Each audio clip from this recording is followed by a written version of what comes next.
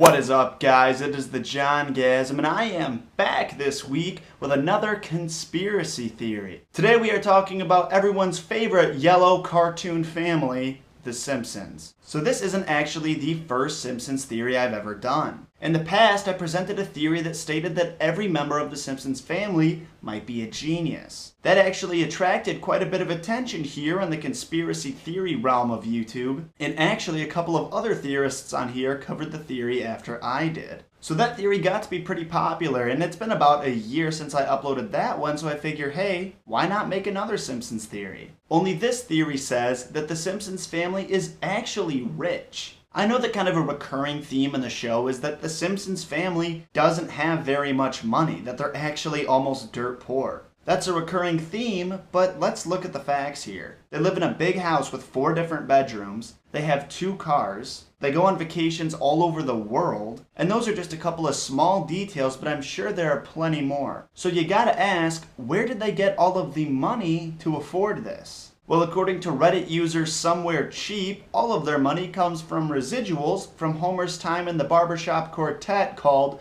the B Sharps. And if you think about it, it makes sense. The group had several hit albums, went on tours all around the world, and they even won a Grammy. All of these facts combined means that the band should have earned quite a bit of money while they were popular. And while their merchandise is still on the shelf, they should continue to earn money throughout the rest of their lives. For a little more proof of this theory, we can actually look at the other members of the B Sharps. First, we have Barney, who's only poor because he drinks all of his money away at Moe's Tavern. He actually had a bar tab that took NASA to calculate, so that means that he's constantly paying Moe money. So basically everything he's earning goes straight to Moe. Then there's also Apu, who when he was a bachelor lived in a nice apartment in a nice suburban neighborhood and had a pristine Pontiac Firebird. Now obviously Apu has 8 children, and when they're born he has to live a somewhat more modest life. And in the episode titled Homer and Apu, we see that Apu doesn't actually own the Quickie Mart, he's just an employee there. Therefore, he's probably not earning much more than minimum wage. On a minimum wage salary, for him and his wife to be able to raise 8 children, they would have to be living even more modestly than they already are.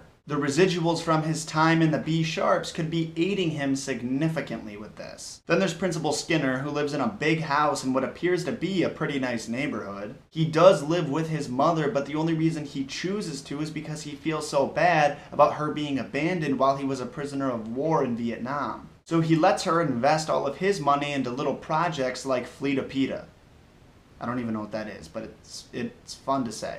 But you guys, that is basically the theory. I realize that it was kind of short and you might be thinking like, that was it? But if you think about it, it's pretty interesting. Because if you look throughout the series, there is no way that the Simpsons family is as poor as they talk about. There's a lot of evidence that says otherwise, and I really think that Homer's time in the B Sharps has a lot to do with how they're able to stay afloat. You may disagree with me and the author of this theory, but if you don't, awesome, I like you a little bit more. But you guys, whether you love the theory or you hated it, thank you so much for watching. And as always, make sure you guys give me some feedback in the form of rating, commenting, and subscribing. And as always, I've got to plug my Facebook fan page, my Twitter, and my Instagram. But that's because it is on those sites where you guys can stay in tune with what I'm doing in between videos. And it's also on those sites where I give little previews of what the next videos are always going to be about. Then again, whether you do all of that or none of it at all, I still appreciate you guys stopping by to watch. Stay beautiful, stay awesome,